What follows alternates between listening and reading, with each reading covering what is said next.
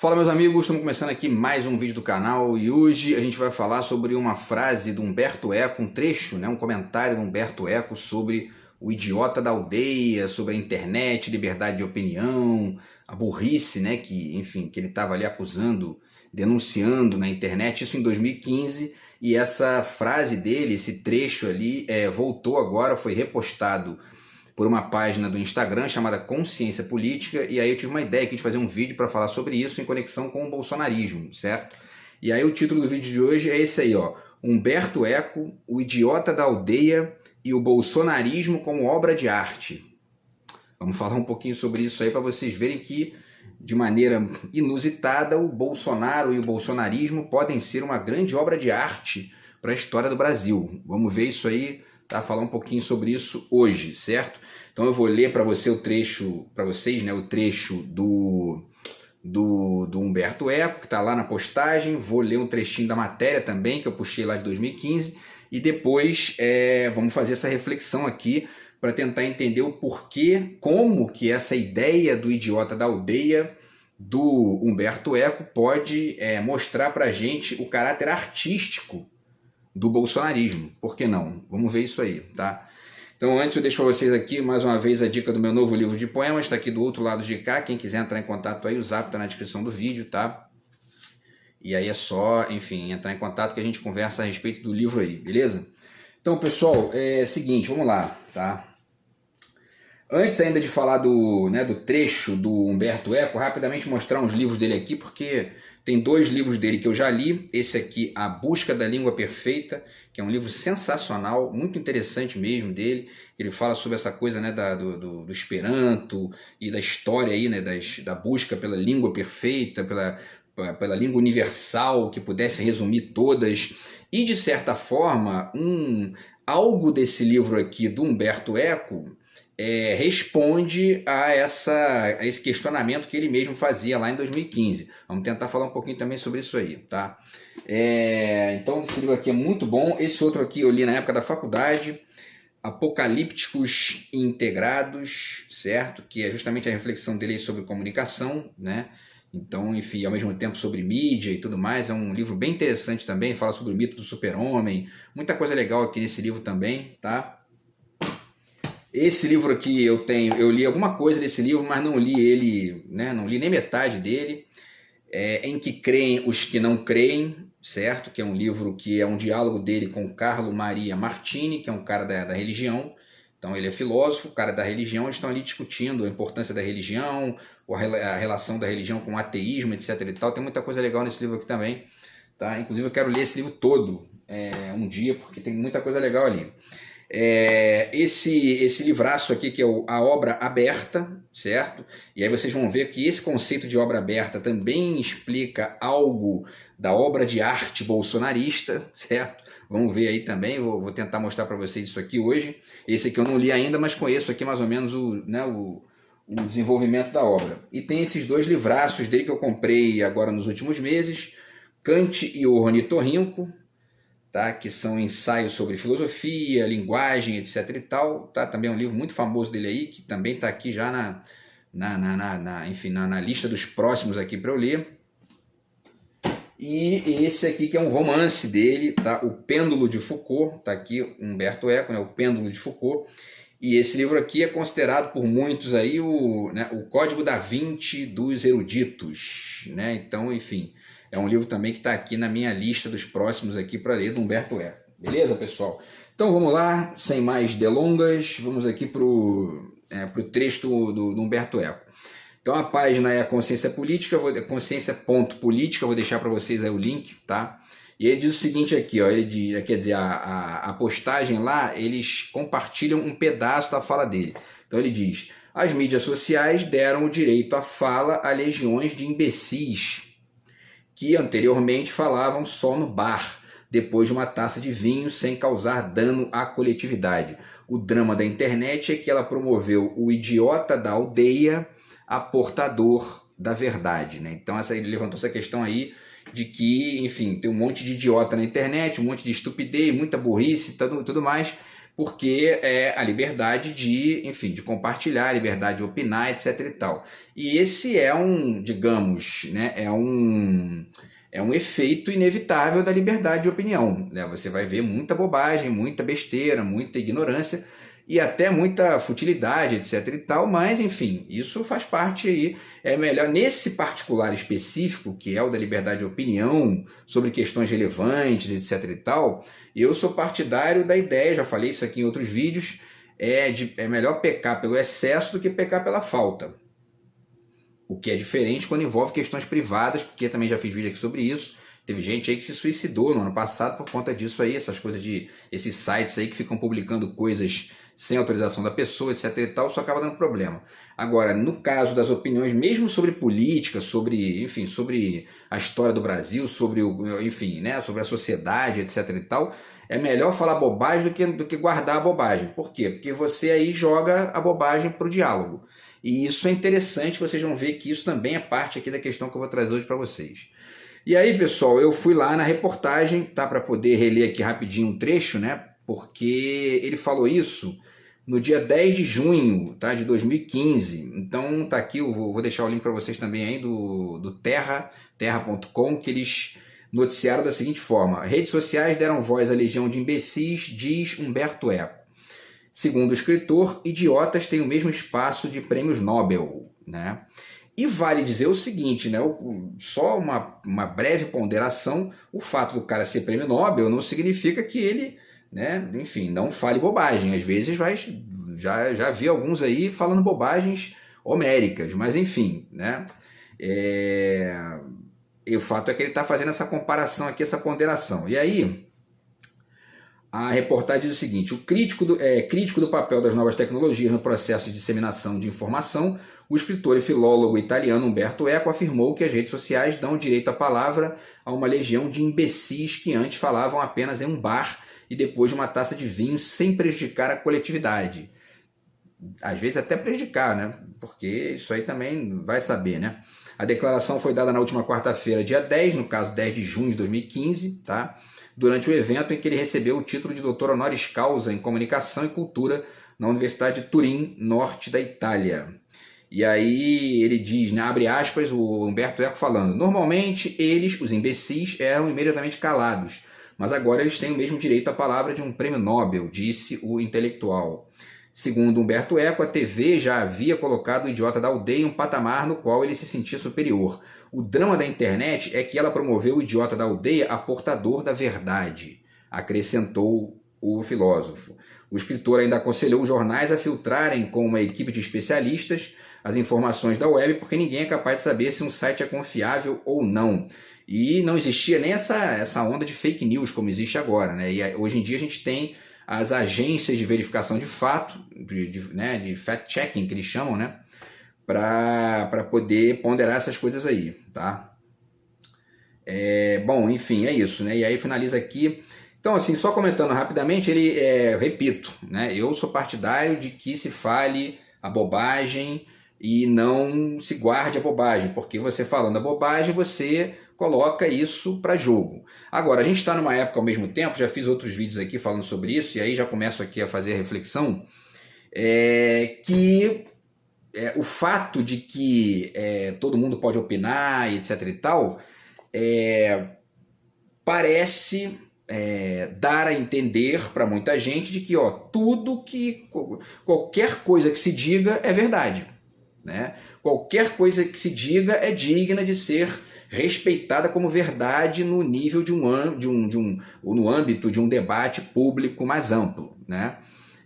Sempre lembrando que eu faço uma certa distinção aí entre as idiosincrasias privadas, né, e o espaço público, porque são esferas diferentes, né? Você vai discutir uma questão no espaço público, você tem que ter ali, né, você tem que estudar melhor a questão e você tem também que ponderar ali o que você vai dizer. Agora, isso também não elimina a liberdade da pessoa opinar e dizer o que ela quiser. Agora, né, sempre com ponderação. Por quê? Porque um aspecto dessa liberdade que existe hoje é o de que muitas vezes se confunde, né, e esse pessoal, os bolsonaristas, confundem isso o tempo inteiro, eles misturam liberdade de expressão com liberdade de difamação, né? Ou liberdade de mentir, liberdade de, enfim, de fake news, etc e tal, tá?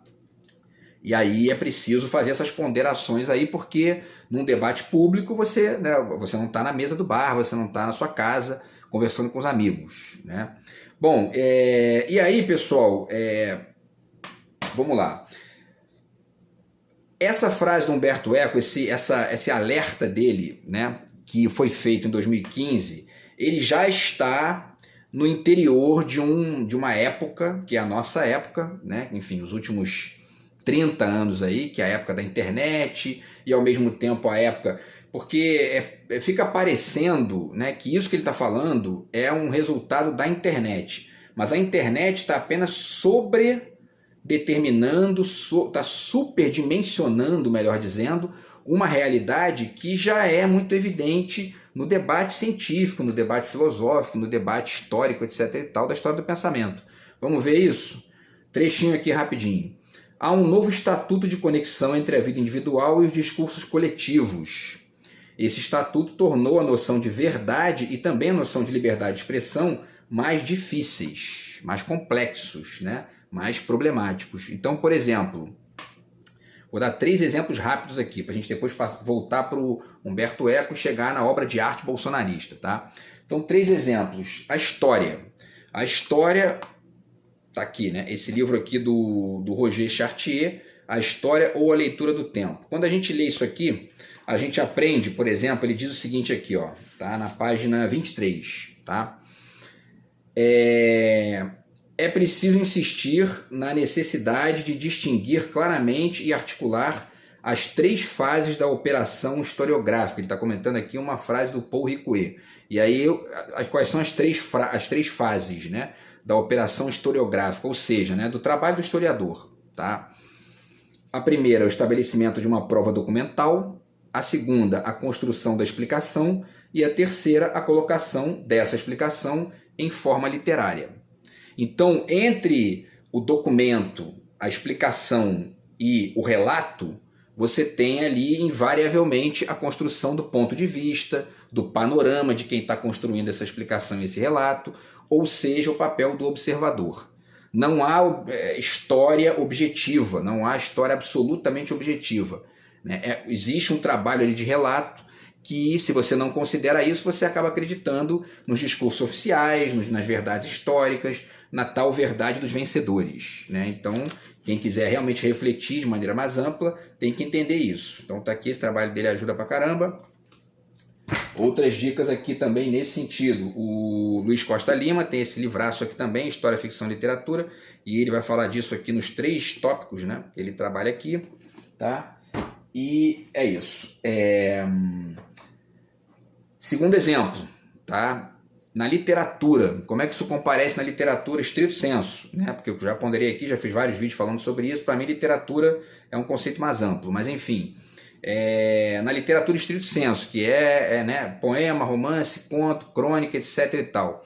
Hoje a gente tem, por exemplo, né, o exercício de uma sutil substituição daquilo que se chamava de autobiografia, está aqui o livro do Borges, um ensaio autobiográfico, certo? Por um exercício que hoje é chamado de autoficção. Está aqui, por exemplo, esse livro aqui, O Conto Zero, do Sérgio Santana, e todos os contos, mas especialmente o último aqui, que é o Museu da Memória, é a mistura da vida privada ou da vida pessoal do escritor com a narrativa ficcional, tá? Porque no fundo sempre foi assim, é sempre assim e sempre será assim, certo? Então, quer dizer, e isso significa o seguinte: não existe um conto absolutamente objetivo, que não esteja de maneira nenhuma impregnado pela história do escritor, e a história do escritor também, a história de vida, né, da gente, é radicalmente ficcional, e todas essas coisas estão mescladas aí. Por isso que fica muito difícil distinguir o cidadão da aldeia do prêmio Nobel. Hoje fica cada vez mais complicado, e é interessante que, ao mesmo tempo, isso empurra a gente a ficar o tempo todo ponderando o argumento e não a pessoa, né? Isso é importante também, porque é um resultado do nosso tempo, tá? E aí, para finalizar, o terceiro exemplo está na ciência, né? A ciência também, o objeto, né? O observador interferem no objeto observado no exato instante da observação. Isso aí é teoria da relatividade, Albert Einstein, né? Tá aí. E aí, né, enfim, o Bachelard, por exemplo, é um cara que fala disso em vários livros. Separei apenas esse aqui, Ensaio sobre o Conhecimento Aproximado. Conhecimento hoje é sempre trabalhado como algo aproximado e provisório, né? Esse é um ponto, o que não significa que não hajam diferenças, mas enfim, isso é uma questão, né? Tá aqui, a realidade não é o que parece, do Carlo Rovelli, ou talvez diria eu, é também o que parece, né? Tá? E esse livro aqui do Michel Foucault, As Palavras e as Coisas, talvez seja aí o gatilho, vamos dizer assim, dessa percepção, na medida que ele está ponderando aqui justamente o caráter discursivo dos campos de conhecimento, que não são radicalmente objetivos, totalmente objetivos, etc. e tal, tá? Então, esse é um ponto aí. Só que isso gera uma série de problemas, né? Por exemplo, no debate acadêmico, muita gente critica, fala, pô, isso aí a universidade está virando um opiniódromo, né? E isso é um problema, porque isso muitas vezes gera uma espécie de vale tudo, de oba-oba, etc. e tal, e tem que ter um certo rigor. Senão você não faz um trabalho bem feito, não participa do debate de uma forma construtiva. O Gumbres fala disso nesse livro aqui, tá? Produção de Presença. Ele vai, dentre outras coisas, que o livro é bem, né, bem interessante em vários níveis, mas uma das coisas que ele pondera aqui é que a gente está meio que mergulhado num certo excesso de hermenêutica, né? E que isso aí deveria ser ponderado por uma postura mais cautelosa, ao mesmo tempo, né, afeita ao rigor, etc. e tal, que ele chama de presença, né? E tem vários nomes possíveis aí, tá? Então isso é só digamos, isso aqui, na verdade, esse trabalho do Gumbres é já uma reflexão dos problemas gerados por essa, enfim, né, essa abertura gigantesca aí, que de certa forma é isso que está meio que situado na fala do Humberto Eco. E aí isso gera, na verdade, além da tal hermenêutica, né, ou melhor, do excesso de hermenêutica que está ponderado ali pelo Gumbres, isso também é a causa das fake news. Tá aqui o trabalho da Lúcia Santaella, tá? A pós-verdade, é verdadeira ou falsa, ela fala das fake news e tal. Porque é isso, né? Essas bolhas de fake news, elas são opiniões que se fecham ali dentro de si mesmas, não tem diálogo e se protegem numa conexão com essa ideia de que isso aqui é liberdade de expressão, isso justifica qualquer coisa.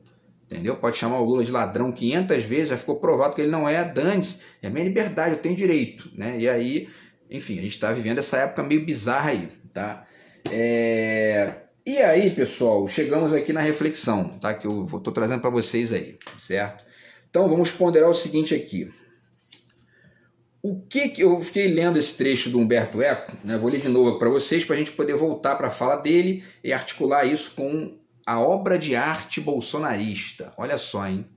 Isso é interessante. Vamos ver aqui, quer ver?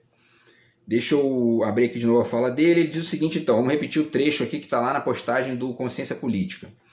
As mídias sociais deram direito à fala a legiões de imbecis que anteriormente falavam só no bar, depois de uma taça de vinho, sem causar dano à coletividade. O drama da internet é que ela promoveu o idiota da aldeia a portador da verdade. Eu já fiz vídeo aqui falando que a filosofia, um dos trabalhos do intelectual ou de alguém que gosta de pensar, gosta de refletir, gosta de coisas inteligentes e de filosofia, é o de ponderar o seguinte, a filosofia é um negócio que está em todo mundo. Mesmo que você não queira usar, que você jogue fora, que você fique ali, né? Não dá nem para jogar fora, você vai ter que conviver com isso aí, mas o fato é que muita gente prefere não usar, né? Eu fiz inclusive um poema sobre isso ontem, sobre essa questão da filosofia. Mas enfim, o problema é que tem muita gente que faz o maior esforço para ser imbecil mesmo, né? Ou seja, para ficar falando bosta todo dia. É o caso do Bolsonaro. O Bolsonaro é um exemplo típico, né, de algo que a gente poderia chamar de um idiota da aldeia, né? Agora, sempre lembrando, eu faço essa ponderação, a filosofia, enquanto potência, existe até no Bolsonaro, mas ele nitidamente não usa, não quer usar e tem raiva de quem usa, né? Então, enfim, como a gente não é o Bolsonaro, como a gente gosta de usar a filosofia, né, vamos tentar fazer isso aqui, certo? Então é o seguinte, repito aqui, ele diz, né, o drama da internet, o Humberto Eco, o drama da internet é que ela promoveu o idiota da aldeia a portador da verdade, certo? E aí, quando eu vi a expressão idiota da aldeia, eu lembrei logo do Bolsonaro, é óbvio, né? Tá aqui, inclusive, o livro da Consuelo Diegues, tá? O Ovo da Serpente, que também fala sobre o Bolsonaro, o bolsonarismo, e toda essa construção, né, do entorno de estupidez que foi levando o Bolsonaro a ser essa figura bizarra que a gente tem convivido com ele. Porém, existe um lado interessante nisso aí, certo? Que é um lado que pode ser um lado artístico e extremamente interessante para a gente fazer até uma curva histórica aí no Brasil. Vamos ver, vou ler para vocês o que eu escrevi. O Bolsonaro e, de certa forma, os bolsominions também, isso que se chama de bolsominion, né, são retardatários de direita. O que é isso? Né? Eles são retardatários de direita e, por isso, surgiram, né, no jogo tentando articular símbolos tradicionais que hoje só existem, né, esses símbolos tradicionais só existem como projeto, cadê aqui? Deixa eu ver aqui, só existe como projeto na esquerda, né? Só existe como, deixa eu ver aqui, cadê o... Onde está aqui? Agora eu não me perdi. Sim, está aqui, né? De novo, tá, pessoal? Vamos lá. O Bolsonaro e os bolsominions são retardatários de direita. Então, para poder resumir, o que é o retardatário de direita? É aquele cara que descobriu que existe política, já era de direita antes, mas não entendia nada de política, né? Então está surgindo agora, entendeu agora, está de ingênuo na situação, e aí começa a querer se manifestar. Por quê? Porque estamos nesse barato aí de todo mundo se manifestar, né? O Bolsonaro é um idiota da aldeia, certo? Vamos lá. Então, o que é o retardatário de direita? De novo aqui, né? Os bolsominions surgiram no jogo tentando articular símbolos tradicionais que hoje só existem como projeto na esquerda, como, por exemplo, o patriotismo, com a agenda e a retórica de mercado dos neoliberais, certo? Isso tem um problema, certo? Por quê? Vamos lá. Esse quadro abre espaços de flutuação, né, que são, né, que quadro? Esse quadro do mundo atual, tá? Que o Humberto Eco está ponderando ali. Esse quadro ele abre espaços de flutuação que são ocupados pela criatividade, mas também pelo cinismo canalha, pela difamação e pelas fake news, né? Agora, a direita tradicional, como ela já está nesse jogo há muito tempo, ela não está nesse barato de... Ela sabe o que está fazendo, né? Os bolsominions não sabem, certo? Vamos continuar com o raciocínio aqui, vamos lá. E aí, quer dizer, o Bolsonaro é um idiota da aldeia, que não só teve voz, como virou referência, certo? Ele virou referência de muita gente, todo mundo citando a ele aí, ele virou o mito, né? Que é, inclusive, uma palavrinha muito interessante para, né, para referir o que é o Bolsonaro. E ele é também um simulacro, já fiz aqui, né, várias reflexões sobre isso. Por quê? Justamente porque ele está tentando, como ele entrou no ônibus agora, né, e já quis ir para a janela, né, como diz o Romário, ele começou a querer articular uns certos conceitos como patriotismo e etc e tal com o neoliberalismo de direita. E fica um negócio assim muito revelador das contradições da direita brasileira. Não só do Bolsonaro, que o Bolsonaro não é uma figura contraditória, o Bolsonaro é um estúpido, né? Mas ele é, ao mesmo tempo, uma figura extremamente artística, em certo sentido. Vamos ver por quê. Então o Bolsonaro não só teve voz, como virou referência. Porém, como ele acabou de entrar no ônibus da direita, não tem a malandragem do cínico neoliberal. Paulo Guedes, por exemplo, né? Já viram Paulo Guedes botar, né, bandeirinha, dizer que é patriota, ficar defendendo isso? Nada, ele está ali, o negócio dele é grana, certo? E aí o discurso do Bolsonaro é uma espécie de obra escancarada, né? Para referir de novo aqui, de maneira paródica, a obra aberta do Humberto Eco, certo? Então, assim, muita gente diz, né, a obra é aberta, mas não é escancarada, certo? Justamente para defender esse rigor mínimo ali de debate, né? No caso do Bolsonaro, ele é uma obra escancarada. Vamos lá, vamos continuar tentando aqui desenhar isso aí, tá? Não que ele seja um artista, né? Longe disso. Mas ele é uma obra, digamos, involuntária. Tá? O ponto de crise gerado por essa obra, o Bolsonaro, né, no nível mesmo de uma espécie de ferida narcísica da direita brasileira, como foi, por exemplo, Charles Darwin, né, para a questão humana e tudo mais, para a marra humana de achar que nós somos diferentes dos animais, etc. e tal. Então, o ponto de crise gerado por essa obra, que é o Bolsonaro, no nível mesmo de uma espécie de ferida narcísica da direita brasileira, ou ainda melhor, uma espécie de o idiota está nu, né? E mais amplamente a direita está nua, certo? E aí eu estou fazendo referência aqui ao conto do Hans Christian Andersen, que é aquele eu até esqueci o nome aqui do conto, é a Roupa Nova do Imperador, né? Tá aqui, a Ana Maria Machado fala desse conto aqui, e a historinha rapidamente o imperador pede pro alfaiate fazer uma roupa, que ele tem lá um evento público, e o alfaiate está fazendo a roupa dele, e ele não está vendo a roupa, ele só está vendo ali os movimentos do alfaiate. Aí, cadê a roupa? Então, essa roupa aqui, para você enxergar, tem que ser sábio, só os sábios enxergam. E aí ele finge que está enxergando, bota tal roupa e vai para a rua. E de repente tem um garotinho lá, uma criança na rua que vira e diz, o rei está nu, né? Quer dizer, ele revelou, e aí ele começa a se incomodar porque, né, ele tentou disfarçar ele para poder fingir que é sábio. Então, assim, no caso do Bolsonaro, o idiota está nu, certo? Agora, está nu em que sentido? Essa nudez, esse garoto que apontou para o Bolsonaro e disse, o rei está nu, ou o idiota está nu, melhor dizendo, né? Foi justamente aquele bando de bolsomínios que foi no dia 8 de janeiro destruir o Congresso Nacional e o STF, especialmente esses dois, certo? Então, esse ponto de crise foi justamente a destruição do Congresso Nacional e do STF pelos bolsomínios do 8 de janeiro de 2023. Aquilo ali é uma espécie de data inaugural do Brasil, uma reinauguração do Brasil, certo? Pelo menos em potência, da autorreflexão do Brasil, exatamente como aquela na qual os índios canibais devoraram o Bispo Sardinha, né, para o Oswald de Andrade, tá? Porque ele redefiniu a data do Brasil, né? O Bispo Sardinha foi devorado por índios canibais, e aí ele modificou a data para poder deslocar o papel do colonizador para a vítima, né? E aí a diferença aqui é que no caso dos bolsomínios não foi a esquerda que os devorou, mas sim algo como eles se colocaram na panela, acenderam fogo e disseram, me devora que eu estou nu, certo? O idiota está nu. E a direita também está nua, certo? Por quê? Já falei aqui por quê. Porque se eles destruíssem só o Palácio do Planalto, é o Lula que está entrando ali.